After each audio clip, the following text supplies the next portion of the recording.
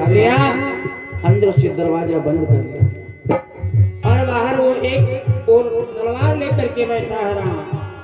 अंदर कौन सी माता मीरा इसी भजन को गान करने लगी और नाचने लगी। क्या कहा?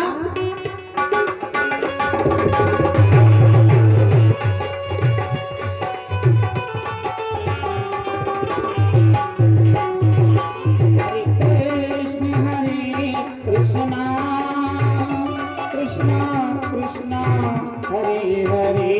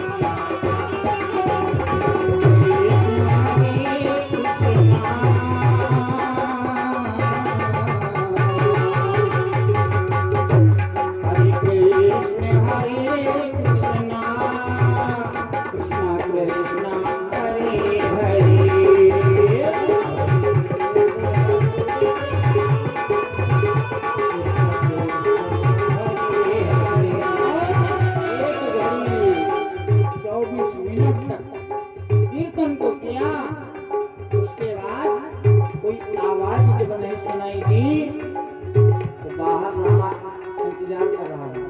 सोचा अब तो एक गाना भी बंद कर दिया, आवाज नाचने की घूंघर की आवाज भी नहीं सुनी।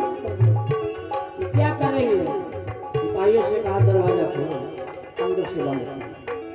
जब उसने आवाज दिया दरवाजा नहीं खुले तो दरवाजे को तोड़वा दिया और जब ही दरवाजा तोड़ा तो देखा उसमें शालिग्राम शिला गोविंद भगवान की जो प्रतिमूर्ति थी।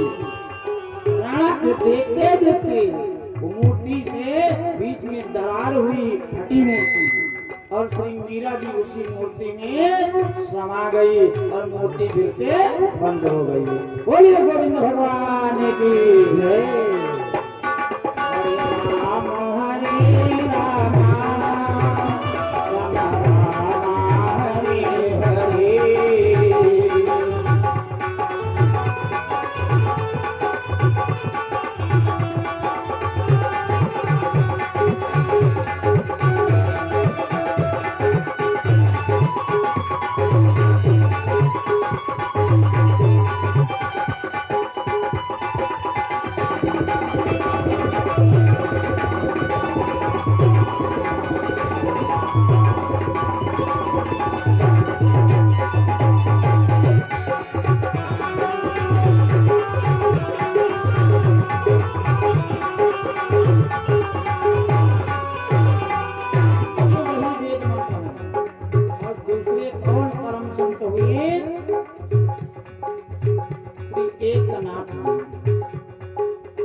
एकनाथ जी भी उनके ऊपर भी श्री महाराज का जब अत्याचार हुआ तो उन्होंने यही कहा था कि एक इच्छा अंतिम है, तो सूली का हुक्म कर दिया।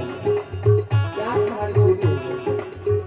कहा एक इच्छा है, मैं अपने गोविंद का भजन करना चाहता हूँ, लेकिन एकांत मंदिर में गए, बाहर से दरवाजे में ताला लगवा दिया। अंदर एकनाथ जी ही कीर्तन करने लगे, हरे राम हरे राम हरे राम हरे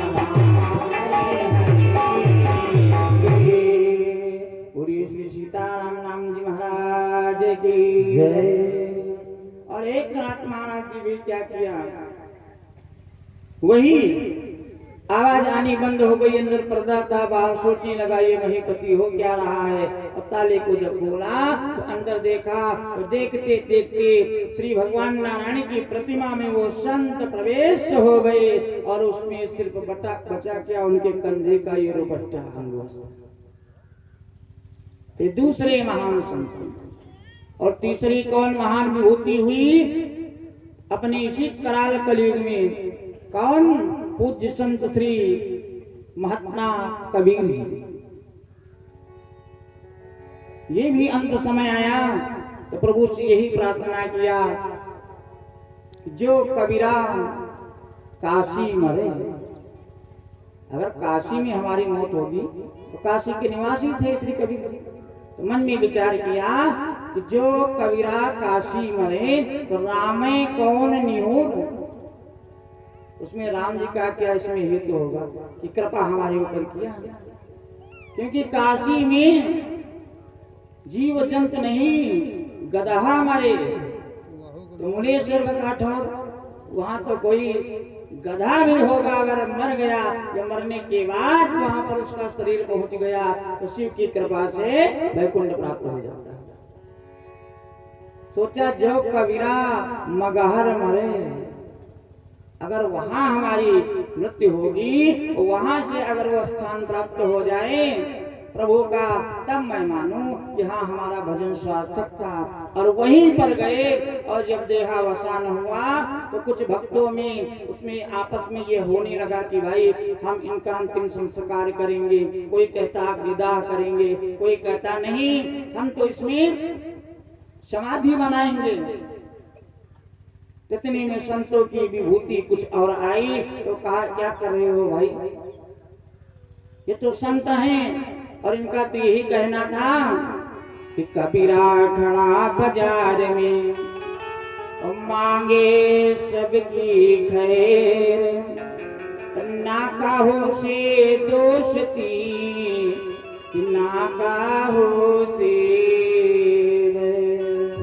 ये तो संत हैं, संत बितब गिर सरिता धरनी और परहित हे तो सबन कहे धरनी।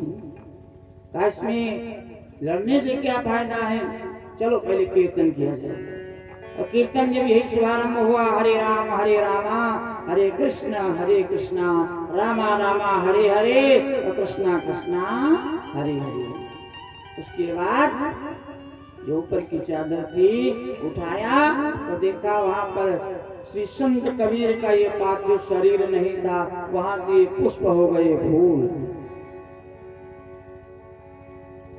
कहा अब बन गया काम, अब आधे आधे ले लिया उसमें से। तो आधे पुष्प वो समाधि बनाकर उस पर समर्पित किया, वो आधे पुष्प वो कहा हम लोग अंत्येष्टि दाह क्रिया करने के बाद में गंगोदकं यानी गंगा में प्रवाहित करते हैं। तो उसी दिन से अस्थियों का एक उपनाम पड़ा। लोग कहते हैं भाई हम अपने पिताजी के फूल लेकर के जा रहे हैं। तो तीसरे संत ऐसे हुए कि तीन इस प्रभु का भजन करके परमात्मा में विलीन हो गए। ये महामंत्र की कृपा है। और इसी मंत्र की कृपा से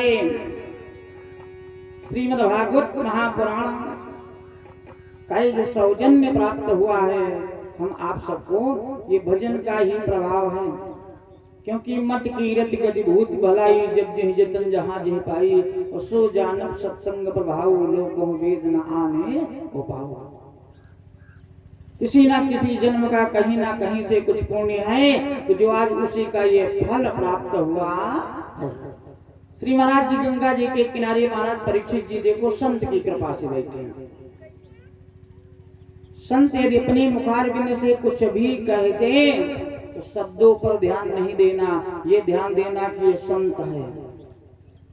क्या ध्यान देना चाहिए? ये संत है। संतों ने जिनको श्राप दे दिया तो पूजा तपस्या करके तो भगवान को नहीं प्राप्त कर सकते, निश्चित नहीं है। लेकिन संत जिन जिनको श्राप दिया है उनके लिए वही वरदान हो गया। उनका परमात्मा के ही हाथ उद्धार हुआ, यानी साक्षात मान लिया जाए कि डायरेक्ट प्रमोशन करवा दिया भाई है। उठा करके गोदी में बिठा दिया जैसे कोई छोटा बालक है।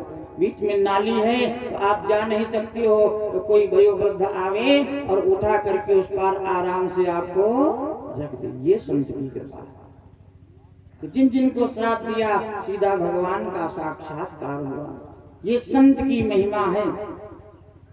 और संत के चरणों में यदि प्रीत हो जाए जैसे महाराज परीक्षित की हुई, तो मानो बेड़ा प्रभु से पार है, क्योंकि श्री गुरुपद रज मणिगण ज्योति सुमिरत दिव्य दृष्टि ही होती।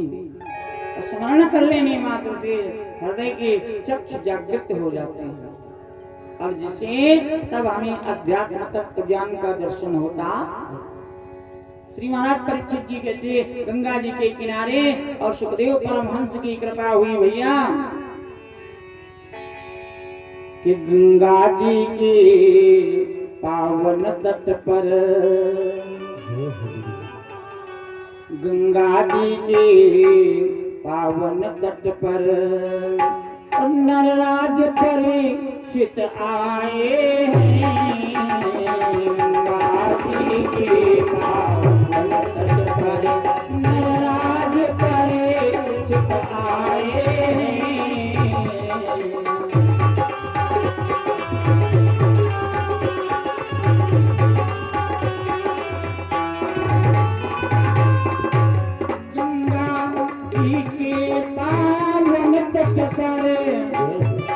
नरराज परीक्षित आए हैं। श्री व्यास तने सुख देवलाल, श्री व्यास तने सुख देवलाल उनको हरि कथा सुनाए हैं। श्री व्यास तने सुख देवलाल।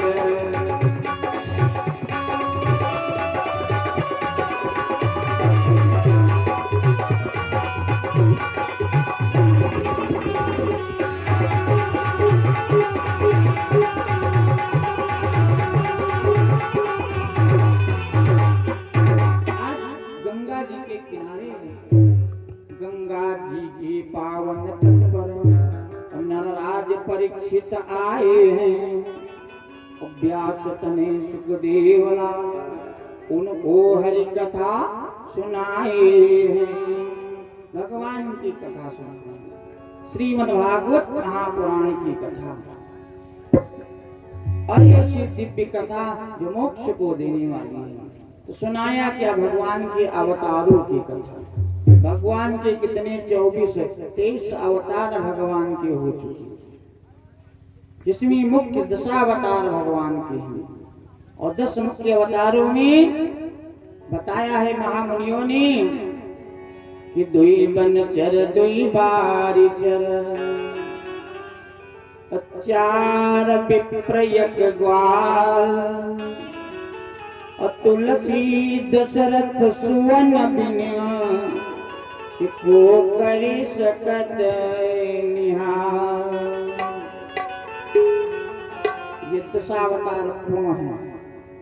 10 अवतार पूर्ण ये क्या है? 10 है कि दुई बनचर, 2 बनचर किया। पहला अवतार क्या है? बराह भगवान का अवतार कि धरती के उद्धार हेतु नारायण ने बराह अवतार धारण किया। कश्यपु के 2 पुत्र हिरण्याक्ष और हिरण्याकश्यप पुत्र। इस मेदिनी नाम धरती को सोचा हमारे पितरों की छाती है, मधु कैटव का ये पार्थिव शरीर है, उसी से धरती बनी और से हम ले जाएंगे। और कहाँ ले गए? जल के नीचे अंधक में उसे जा करके छिपा दिया और वहीं सो गया। देखते और इधर विधाता ब्रह्मा ने नारायण की स्तुति किया परमात्मा कि यम ब्रह्म वेदांत विदो वदन्ति परमं प्रधानं पुरुषं महामुनि अविश्वेश गते कारणमीशरं वा तस्मै नमो विघ्न विनाशनाय। विशोष का विश्व की गति और उसकी जो श्वास प्राणवायु ये आपसे संचालित है, आपकी माया है, आपका कालचक्र है, आपकी छाया है प्रभु। लेकिन अब आगे शुभारंभ कैसे हो, क्योंकि ये पृथ्वी तो दैत्य ले गया। तो नारायण भगवान ब्रह्मा की नासिका से बराह का अवतार धारण किया। बोलिए बराह भगवान की जल के नीचे जाकर के और वही ये धरती को अपने खागों पर दांतों पर उठाया और लेकर के जब चलने लगी तो जल की खलबलाहट हुई तो दैत्य जगा। तो देखा तो कोई ये शूकर सुअर ये पृथ्वी को ले जा रहा है, पीछे पीछे दौड़ा। इतनी में नारायण आकर के जल के ऊपर इस धरती को लेकर जब खड़े हुए और अपने शरीर में जो जल था रोहों को ऐसे जब कंपायमान किया झिड़के, तो बराह के शरीर से जितने रोए थे जल के साथ में जो छूटे और उस पृथ्वी पर उछल करके जो चिपके, तो वही अपने यहाँ ये जो कुशा है कुश, ये वही बराह भगवान के रोमकोप छिद्र से जल के द्वारा ये कोशा की उत्पत्ति हुई है। इसीलिए कोई पूजन का कार्य हो या फिर कोई पितृ कार्य हो तो उसमें पावित्री धारण करना, कोशा ये भगवान। पावित्री क्या है कि पूजा करते समय यदि आपका हाथ ये पृथ्वी पर स्पर्श हुआ या किसी वस्तु में स्पर्श हुआ तो कोशा में वो प्रभु की कृपा है। क्योंकि प्रभु क्या है, मंगल है, मंगल के धाम हैं और उन्हीं के इस बराह अवतार के जल स्वरूप रोमकूप छिद्रों से कुश की उत्पत्ति हुई। तो ये धारण करने से ये अमंगल अरिष्ट निवृत्ति हो जाती है। तो ये कुशा वही है। इतनी में दैत्य जब बाहर आया तो देवर्षि नारद जी मिले। तो सोचा कहाँ जा रहे हो, कहा तो कहा मैं इधर से भी कोई गया है, कहा हमने तो नहीं देखा, नारद जी ने नहीं देखा। तो कहा बात क्या है, तो कहा ये जल ही जल है और मुझसे युद्ध करने वाला कोई योद्धा कहीं नहीं मिल रहा है। तो नारद बाबा तो पुराने हैं ना, भगवान के मन है। कहा जाओ जैसे को तैसा वो जोड़ा मिला देते हैं नारद जी। कहा चले जाओ, कहा महेंद्र पर्वत और वहीं पर तुम्हें एक व्यक्ति वहां मिल जाएगा लड़ने वाला। और उधर ही वो चला तो जो बराह भगवान के इतना दिव्य स्वरूप कि धरती को अपने खागों पर रखा और रख करके जब खड़े हुए इतने में वो दैत्य पहुंचा सामने। तो जब अपने शरीर को ऐसे स्फुरित किया तो सामने जब आया तो दाहिने हाथ का थोड़ा सा हल्का सा इसे उसमें लगा झटका और एक झटके में वो जो